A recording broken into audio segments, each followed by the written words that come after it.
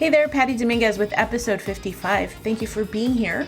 And today's episode, we have Brandon Birkmeyer from BrandonBrands.com. And one of my favorite topics being podcasting. He is a marketing professional coming from corporate, reinventing himself, repositioning and positioning his business. And he's talking to us today about podcasting, how you can leverage this amazing platform of podcasting for yourself. Many gems in this one, and here we go. Hey there, I'm Patty Dominguez. You're about to discover what it means to position your brand and your business to stand out. This show explores the stories of small business owners just like you who are bringing their message out to the world and impacting their tribe. So if you want to take your business to a category of one status, then hang with me because this podcast shares everything you need to know about how to be more prolific with your brand so that you can have more profits. All right, Brandon Birkmeyer, thank you so much for being on the Positioning to Profit podcast. It's such an honor to have you on. Excited to be here. I love just exchanging ideas with people, and I know we're going to get some amazing tidbits for your audience today. So let's get going. And I think what's really cool is that we have a very similar background in the same kind of realm in the corporate. We were talking before I hit the record button just about how you were in the ad agency world for 18 years. And so can you give us about a 3-minute story about your background prior to doing what you do, Brandon?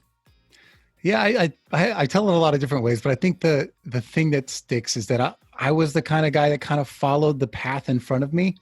And, like whether it was school or work, I tended to follow the career path. So I got a job out of college in marketing after I studied marketing, and I stayed in that exact same job for 18 years, basically doing brand strategy for businesses big and small. And so after working in this branding and marketing space for 18 years, I started to basically I was comfortable. I was happy with the life I was living. I had a nice, like high paying agency job, and I was doing work I enjoyed. And I think a lot of people can relate to like where we find a comfort zone. And that's where I was. I found a comfort zone. I found something I thought I was pretty good at. I liked the people I worked with. So I was relatively happy in that. But what happened for me, when I know what happens for a lot of people, is I started to see that, ahead of me, I didn't know if my job was guaranteed. I didn't know that, I had bosses and mentors that 5 years ahead of me were starting to be freelancers because they couldn't keep work, because at the top of these companies, there's only so many people unless you start your own thing. So the fear ahead of me started to get stronger than the fear behind me, that comfort zone. And I saw it happen to so many people that I realized I needed to step up and build something for me. And now I work with entrepreneurs one-on-one on their marketing, on their branding, on their content. And, I started my own path 2 years ago, and I never looked back. I love it. And I'm a big advocate for taking that big leap and becoming boss free. And we talked about that a little bit. So just out of curiosity, what's been something that you have found to be challenging that you didn't know until you did become boss free? Yeah, what's funny is I think the thing that was challenging is I liked having a boss, which might be, counterintuitive to what this show is about. I enjoyed having someone else decide this is what you do every day. I like the comfort of that. I like the idea that I go in, I know my job, I know what I need to be good at. I don't have to figure everything out. I just have to be really good at the thing that I do. And jumping into something where I now have to figure everything out. I have to figure out who is my perfect customer and how do I come up with a product that works for them, and how do I, I'm customer service, I'm sales, I'm business development, I'm everything. Right, yeah. So I liked having the structure and the comfort of it. So moving into something that's basically all you and you are responsible for it was the scariest thing. Even in like my marriage, I'm like, just tell me what to do, honey. Just what do you need me to do? I'm not a great guesser. Like, just let me know. So yeah, I think that for me is, the hardest thing is becoming my own boss, setting priorities for myself and determining what's the next biggest move that's actually going to drive my business forward. Mm-hmm. And the key takeaway there, ladies and gentlemen, is happy wife, happy life. So that's all I heard. All the time, every day. No, so I happen to agree, strongly agree, because, and I always equate it to this example. I say, when I was in my corporate job, every 2 weeks, no matter what, I had a paycheck. And when you're an entrepreneur, you have to create new opportunities, create new money, create the situation that you're in, and taking 100% responsibility for it. So in there lies a lot of unknowns. And I think navigating that through, uh, I think builds immense fortitude. And just, I know for a fact, because I quit my job January 3rd of 2013. So I've been on my own for more than 7 years. I can't imagine ever going back, but going through those like dips and valleys of like, okay, I'm boss free and I think I'm really cool. And I'm like, wait a minute, I'm accountable for my thing, you know? And so parlaying this into what you're doing now, you help your clients to develop their personal brand. And we were talking about the power of podcasting, which I love, love, love podcasting. I'm a voracious consumer of podcasts. And now you've taken that as one of your offerings, and talk to the folks that are interested, that are entertaining the notion of having a podcast. Why is it powerful in your opinion?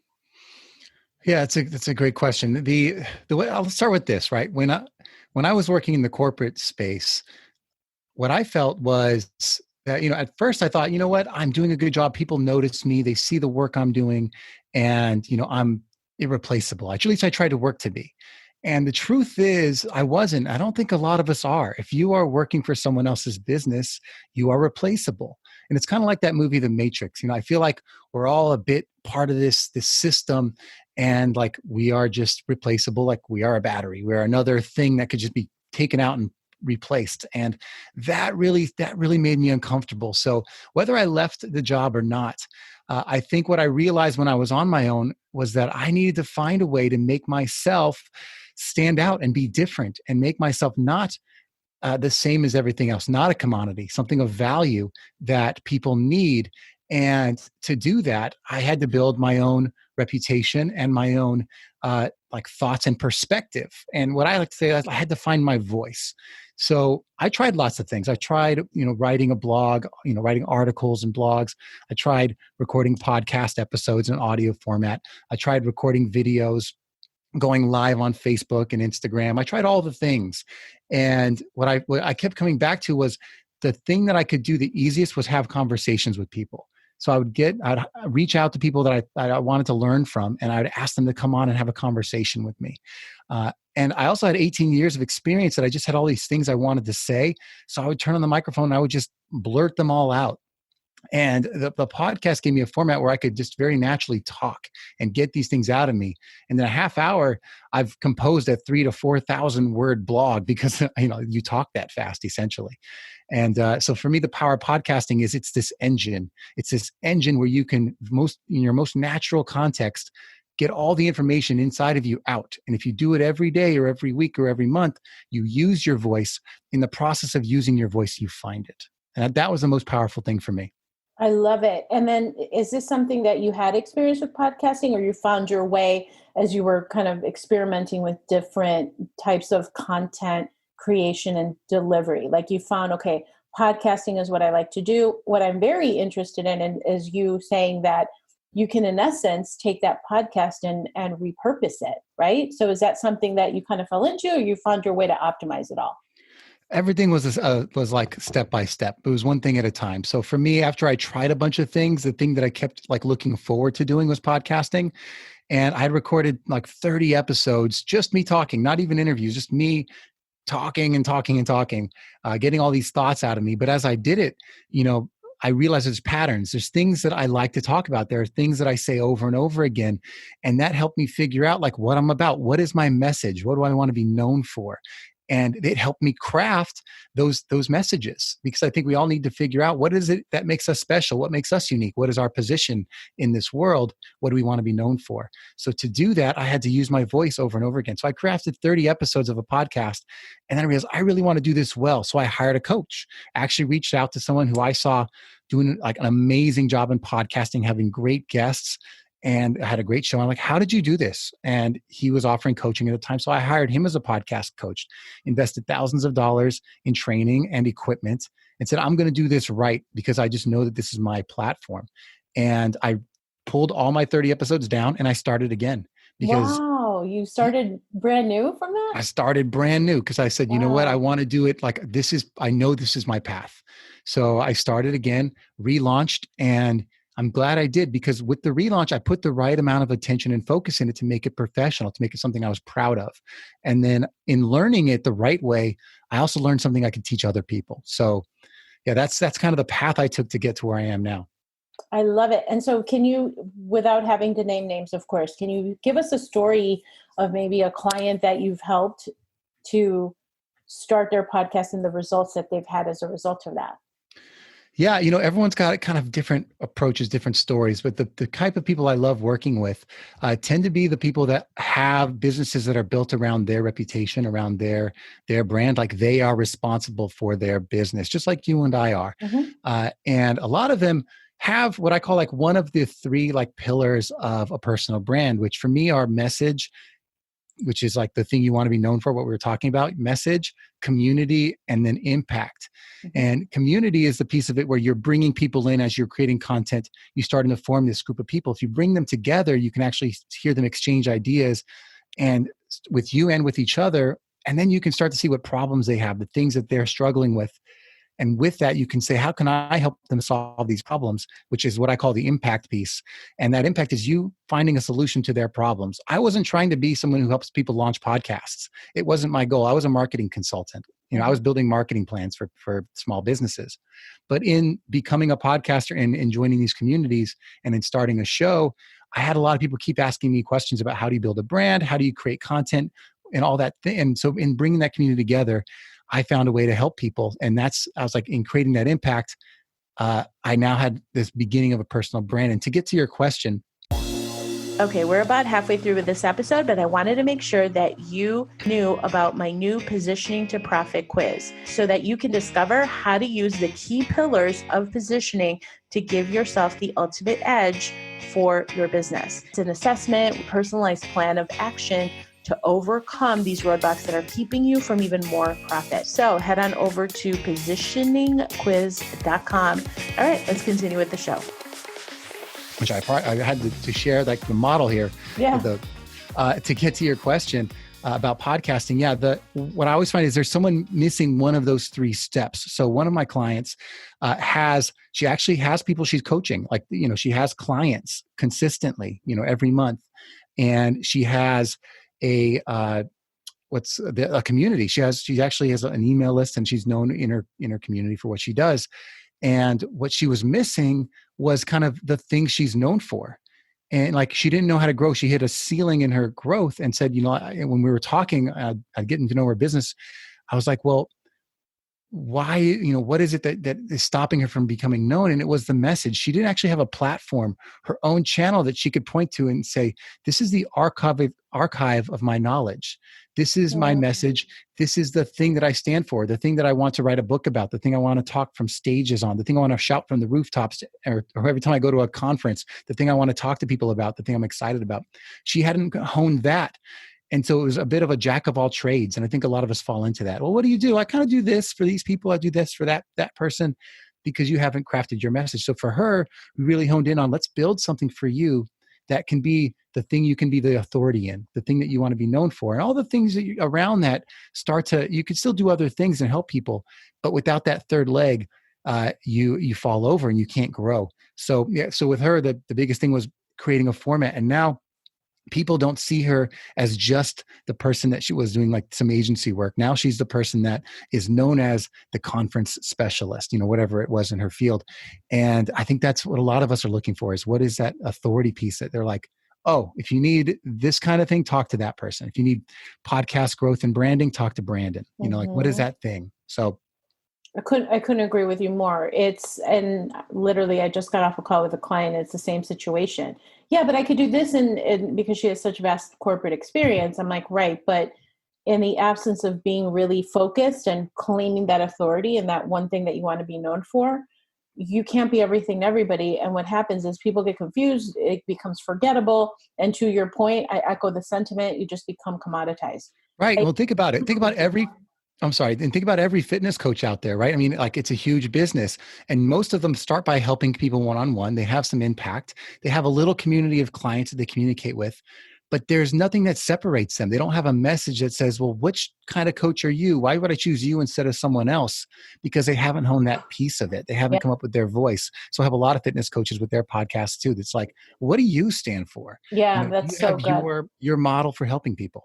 Exactly. It's so key. I mean, we work in the same realm, so to speak, with what we do. And I guess I know that the key takeaway is like be distinct, otherwise you're going to be forgettable, right? And I can always tell when I ask somebody, "Oh, so what do you do?" And they're like, "I'm a business coach and this and that." And you're like, "Yeah, you just literally commoditized yourself." You know what I mean? Like you're just not standing out. So, how can somebody build more crave into the marketing? I thought the example that you gave of your client who is using podcast as almost like a proof of concept of her knowledge base. Do you have any other tips how people can build more of that crave factor in their marketing? Yeah, I love that crave factor. I haven't heard that before. I love that. The craveability. Yeah. Mhm. For me, like you have to start with your engine. You have to create something that is who you are and what you stand for. But then what you do with that is important because a lot of people, it's like you put a billboard in a desert and no one sees it. Mhm. You have to drive attention to these things you're creating. So for me, it's how do you then build in this, the process of, you take the content you've created. How do you take that one thing and make it worth your effort? How do you turn that one thing into lots of things, which isn't a new idea, but I think the building the system for that is new. People like will take one piece of content and they might post it to three places. They'll say, okay, I'll take an image and I'll put it on Instagram, Facebook, and maybe LinkedIn or Twitter. And they'll say, okay, that's my content marketing plan. But they haven't actually built a system to want to do that. To do it bigger and to do it more effectively. Like they haven't done the research into like what are the hashtags they should be using and how do you make an effective blog? If you post it on YouTube, how do you effectively drive traffic to your YouTube channel? They haven't done any work to build the systems to either A, create the right strategy behind their content, or B, to create more than just a couple of simple pieces, because it's a lot of time, it's a lot of work, and sometimes it's a lot of money depending on what you're trying to do. So building a system for how do you take one thing you create and make it actually go the distance for you is one thing. And then the second is how do you put it in a place where it can be found? How do you get use the tools the right way so that you're actually discovered? And Yeah, I think that's the important piece, is having that kind of plan in place. I love that. And so when you think about that, what are some critical success factors? How can somebody say, you know what, that thing that Brandon told me to do, it works? Like why is that um, key? Like how do they measure? What does success look like? Yeah, absolutely. I mean, everyone has their own plan, right? But for me, success is that you are creating something that is reaching as many people as possible. Like you're driving some kind of awareness and bringing new audiences to your world. Mhm. And to do that, you have to have a plan. And we're not all marketing people. I have the luxury of being like a creator and a marketer, and we're not all there. So a lot of us have to figure out, if that's not our expertise, how do we bring people into our world that can help us with the things that we're not good at? And what I see is a lot of these kinds of mistakes. I see a lot of people going out there and maybe hiring someone like, social media is a pain. I'm going to hire like an Instagram person to post on my feed all the time. And they'll pay, Yeah. I've seen people pay 2, 3, 4, 5 grand a month for someone to Yep. post pretty pictures on their feeds. And what drives me bananas about it is they're just paying for someone to post. They're not actually half the time getting a strategy. And they're just posting organically, which means that if they only have like 300 followers, only 3% of those people are seeing it. So practically no one is seeing it. So why are you spending all this money for no one to see this beautiful content you've created? So I think there's a lot of things like that out there. If you step one for a lot of people is after you've figured out how to use your voice, you might have to hire someone, if you're not an expert in it, to help you figure out what's the next step. What's the next thing I can do? I like working in projects. Like, what's the next little project I can take on? Do I need help with my website, or do I need someone to help me figure out like a social media strategy? Or is it something else? Like for you, you might have a different stage in your process, but everyone's got something that they have a new project that they should be taking on. They may not know it yet. I love it. So what would be somebody came up to you and be like, hey, Brandon, tell me, why is podcasting really hot right now? What would you say to them? I'd say that podcasting is hot right now because for a lot of people, they think they're starting to realize that this is what blogs used to be when like websites got popular. It was like, oh, this is a place where anyone can do it now. Like literally anyone can start a podcast, and that barrier to entry is huge. That when you know the lack of a barrier to entry is huge for a lot of people, because if all you have to do is buy a microphone or just use your earbuds that you have from the Apple store to turn on your computer and generate, turn on this machine to generate content for you that gets your word out and helps you identify who you are and your message in the market. That's huge for a lot of people, because I'll tell you, writing is intimidating for us. That was the most accessible thing until today. And now that podcasting is becoming mainstream and people are out there using it and seeing the power of it, it's the kind of thing that is a gateway for a lot of people, because writing, again, it's intimidating. It's hard for some of us. It definitely is for me. I'm like, oh God, I have to get into the mode of sitting down and saying, okay, I'm going to crank out 1,000 words. And it's a thing. It becomes a chore versus, and I'm totally agreeing with you, versus getting on a podcast, hitting the record button, and like you said, having a conversation. So it is as easy as that. Once you understand, to your point, having the greater strategy of how to then utilize that content. Yeah. And I don't start from scratch. I mean, I'm not just randomly, off the top of the dome spewing, knowledge. I sit down and I say, okay, like what's the thing I want to talk about?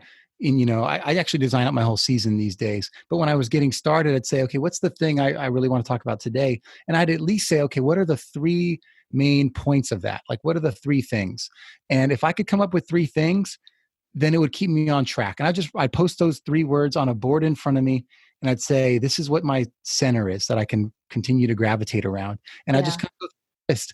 And by the end of it, I was like, oh my God, I just talked for half an hour. And I just wrote three things on a wall that I knew were related to a particular subject. And I guarantee you, everyone out there, we think like that. We work like that. Every book is written like that. You open the chapters up. I don't even read the books anymore. I look at the chapters because most of us think in these concepts. And you're like, okay, there's 7 chapters. Like 6 of them are probably the main things they wanted to talk about. Most of it inside of it is just filler.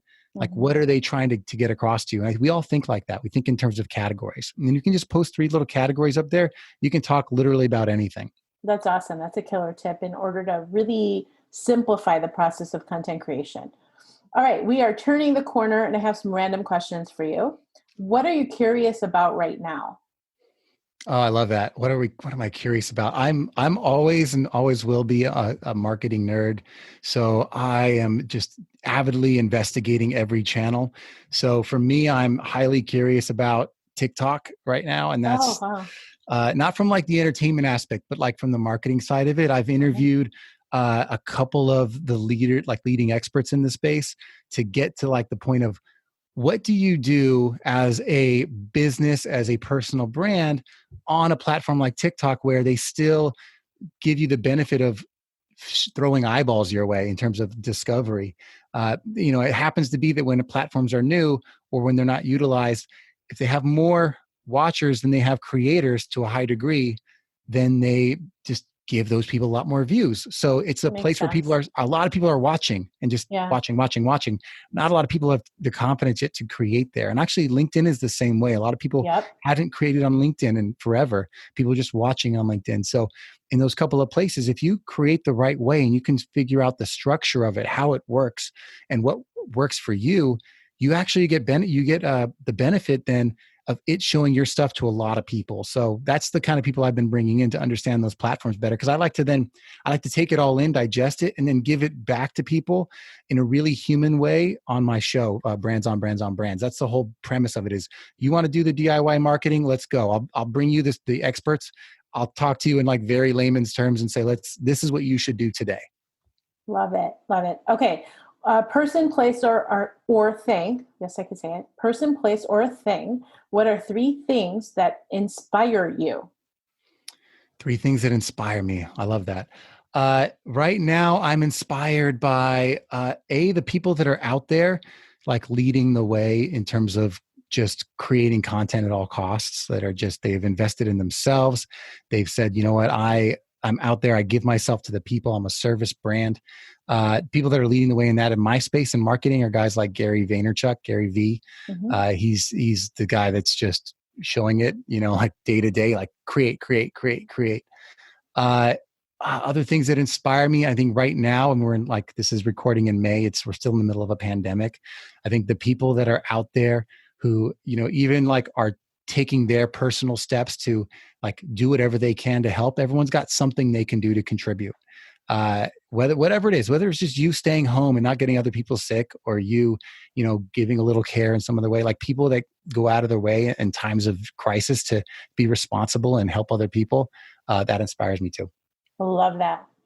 And then and I think you kind of answered it a little bit, with everything going on, what would make this year a great year for you? With everything going on, I think for me, a great year is a year when I feel like I've continued to challenge myself. I've continued to grow. I'm inward looking, because as I challenge myself, it means that I have more that I can give to my community of people that I'm serving.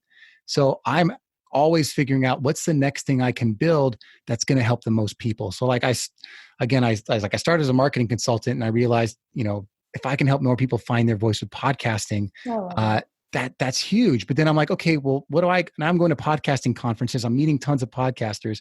Yeah. And what they're all saying is, hey, how do I grow it? How do I, build my audience?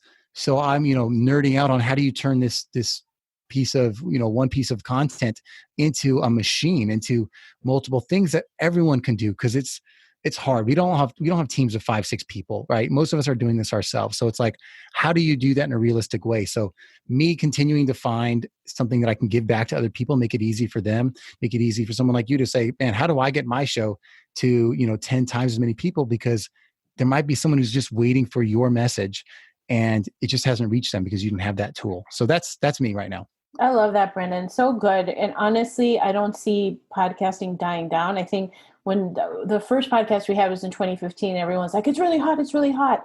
And then I just feel like it took a little bit of a dip in terms of attention, because people were putting out really crappy content just randomly. And then they put out maybe 3 shows and then be like, they threw in the towel. But the people that have had the longevity to stay with it are definitely commenting on how much of an uptick the growth of podcasting, like it's just going. And so with that, there's so many opportunities. So I think you're like really prime dead center where you should be in order to really hit that early adopter, contact me. I'm the one who knows how to take that one piece of content and explode it and expand it for your own business. So that's really, really cool. Yeah. All right, Brandon Birkmeyer, how does somebody get in touch with you to find out more about this, what people can do with podcasting and amplifying their message?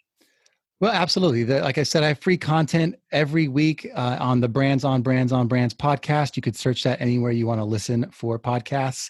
If you want to get a hold of me directly, it's brandonbrands.com. Brandon, that's my name, brandonbrands.com. I tried to keep it simple for y'all. And I figured if I say the word brand or Brandon enough times, you guys are going to remember it. So I remember it now. That's really smart. All right. So all of your information is going to be in the show notes. Thank you so much, Brandon, for sharing your expertise. Your message matters, and it's been such a pleasure to have you on the show. Oh, thank you. I'm happy to be here. I love that you said that, because that's my slogan on the show is build brands that matter. Got to matter to someone. I love it. I love it. We're simpatico in that way. That's awesome. Okay. Thank you. Thank you. Thank you so much for checking out the Positioning to Profit podcast. If you haven't already done so, please make sure to hit that subscribe button so you don't miss any new episodes. And also, it would mean the world to me if you would take a quick moment to leave a rating and review on iTunes, Stitcher, SoundCloud, or your favorite podcast player. It really helps to get the word out about the podcast and, of course, the featured guests. And lastly, please make sure to connect with me on social media, Facebook, Instagram, Twitter, LinkedIn. I'm on all of them. And use hashtag positioning to profit so that I can search you out and connect that way too. All right. Thanks so much. See you next time.